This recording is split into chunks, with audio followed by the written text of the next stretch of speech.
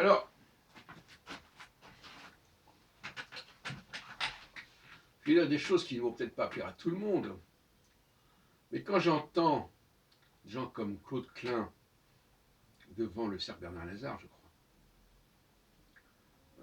dire que bientôt, n'est-ce pas, il y aura plus de juifs en Israël que dans la diaspora, etc., et qui nous annonce, qui nous prophétise que la fin de la diaspora, je crois qu'il y a là une sorte de cynisme assez effarant. Pourquoi? Parce que, premièrement, si tant est qu'on arrive effectivement à une prédominance démographique en Israël, il y a trois raisons à cela. Et la première raison est démographique. C'est-à-dire que tout simplement, les Israéliens font plus d'enfants que les Juifs de la diaspora. La deuxième raison, qui est celle de l'Alia, c'est que l'Alia, elle ne fonctionne pas tellement. Elle a fonctionné depuis la création de l'État d'Israël, avec l'arrivée assez massive de Juifs d'Afrique du Nord, dans les années 50-60, et l'arrivée massive des Juifs de l'ex-Union soviétique dans les années 70-90. Bon. Et maintenant, on nous parle d'une nouvelle alia française qui n'a pas encore énormément de force, et qui serait la dernière chance pour Israël, dans l'immédiat, d'augmenter son potentiel démographique. Mais il y a le troisième point, et c'est sur ce point-là que je voudrais insister, et qui est assez sinistre. C'est que s'il n'y avait pas eu la Shoah, eh bien, il y aurait beaucoup plus de Juifs en dehors d'Israël.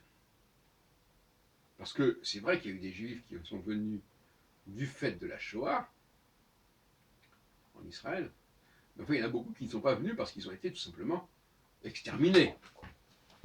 On parle quand même de 6 millions de Juifs exterminés.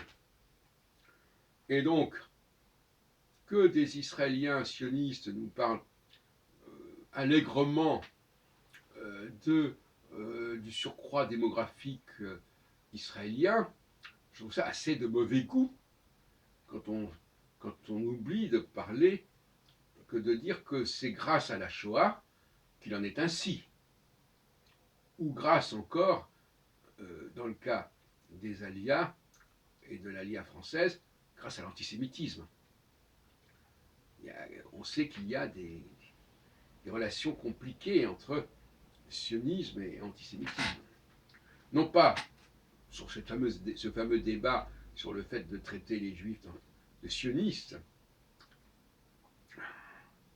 et qui relève d'une forme d'antisémitisme, dont on a parlé d'ailleurs à plusieurs niveaux, mais aussi parce que, effectivement, le sionisme se nourrit quelque part de l'antisémitisme. Déjà, lorsque Herzl a publié en 96-97 son État juif, en français, parce qu'il est paru dans une revue française, comme je l'ai montré dans mon bouquin Le sionisme et ses avatars au tournant du XXe siècle, et eh bien, il a été félicité par Édouard Brumont, l'auteur de La France juive. Et les rapports entre sionisme et antisémitisme sont compliqués, parce que le sionisme peut aussi être, comme on l'a dit, une raison supplémentaire pour renforcer l'antisémitisme.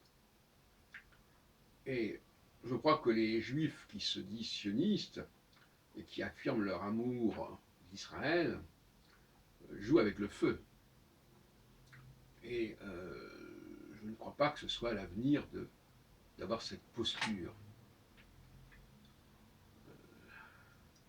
Et je dirais même plus, je dirais qu'au niveau européen, il serait souhaitable qu'Israël, en revanche, soit intégré dans l'Union européenne,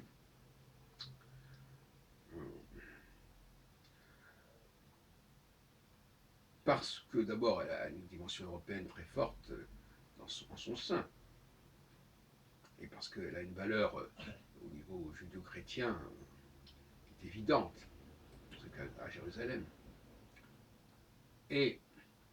Mais aussi parce que, de cette façon, les Juifs d'Israël pourraient circuler plus facilement en Europe, ils pourraient même s'installer en Europe.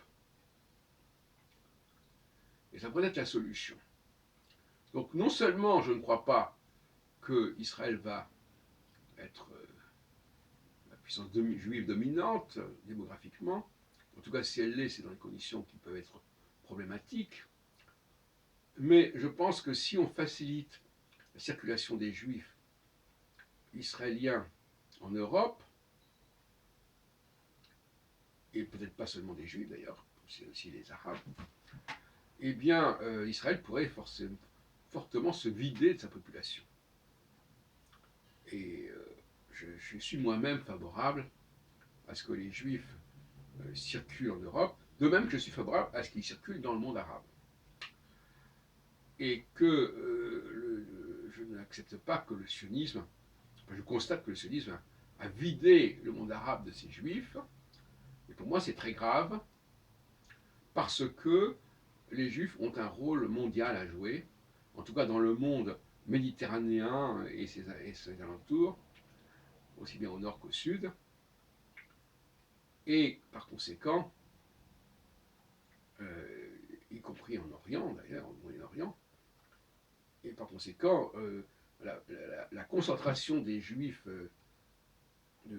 en tout cas de certaines régions, vers Israël, ou qui ont dû quitter leur région à cause d'Israël, même s'ils sont allés ailleurs,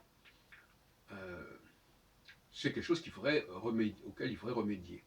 Il est par exemple anormal que les Palestiniens, par exemple, n'acceptent pas la présence de colons juifs dans un État palestinien. Ça montre bien à quel point les choses se sont dégradées. Hein. Parce qu'on pourrait très bien dire, voilà, bon, il y a quelques centaines de milliers de juifs, eh ben, on va les laisser. Non, ils vont devenir des citoyens éventuellement d'un État palestinien, ou d'une sorte de confédération, comme le voudrait ce mot semble.